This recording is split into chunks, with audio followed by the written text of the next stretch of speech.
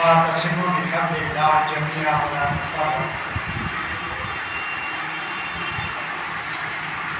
قرآن کریم کی آیات مبارکہ تلاوت کی، اس کے مطابق دو تین باتیں آپ کے سامنے پیش کروں۔ خصوصیت کے ساتھ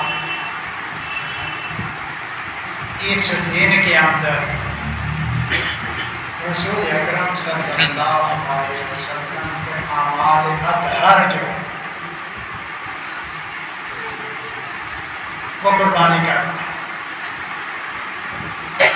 اور اسی دن رسول اکرم صلی اللہ علیہ وسلم نے میدان عرفات کے اندر ایک خطبہ دیا۔ وہ خطبہ کیا ہے؟ اس کے کچھ جز جو ہے آپ کے سامنے جو ہے دو تین جز میں آپ سے گزارش کروں جس پر عمل کرنا ہمارے لیے لازمی اور ضروری۔ آپ صلی اللہ علیہ وسلم نے ایک جملہ فرمایا، بلغوا انی ولو کان آیا، میری طرف سے ایک آیت ہو، ایک مسئلہ ہو، صحیح وہ دوسروں کو پہنچا دے۔ بلغون الحاضرون سامعون الی الغائبون،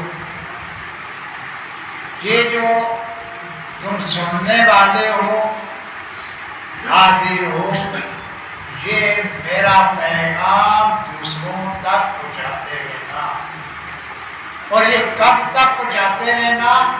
حتی اذا وصل الموت، جہاں تک کہ موت آ جائے، اور لوگ اس کو جو ہے آگے پہنچاتے چلے جائیں۔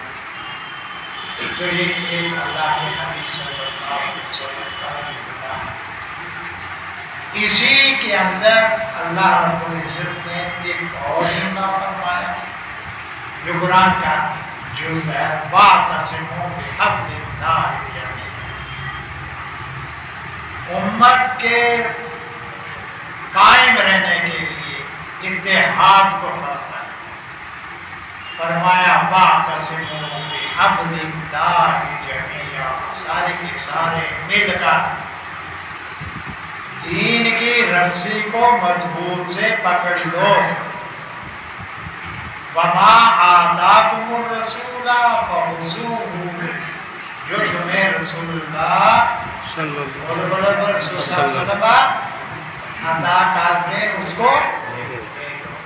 وما نہاکم عنہ، اور جو جسے رسول اللہ صلی اللہ علیہ وسلم تمہیں منع کرے اس سے، اور فرمایا لا فضل علی الاسود والابیض والابیض علی الاسود، میری امت کے اندر کوئی فرق نہیں ہے کہ یہ گورا ہے یہ کالا ہے، کالے اور گورے کے اندر، نسلوں کے اندر، خاندانوں کے اندر کوئی فرق نہیں، کوئی اعلیٰ خاندان کا ہو یا ادنا خاندان کا ہو، یا لا الہ جو لا الہ الا اللہ کی رسی کے اندر پروئے گیا وہ سب برابر۔ اور میرے ہاں اللہ رب العزت فرماتے ہیں میرے ہاں سب سے محبوب ان اکرمکم عند اللہ اتقاکم، سب سے محبوب وہ ہے جو سب سے زیادہ پرہیزگار نیکوکار ہے۔ اس لیے میری خطبے کی طویل خطبہ دو باتیں عرض کرتا ہوں، نماز وقت پہ انشاءاللہ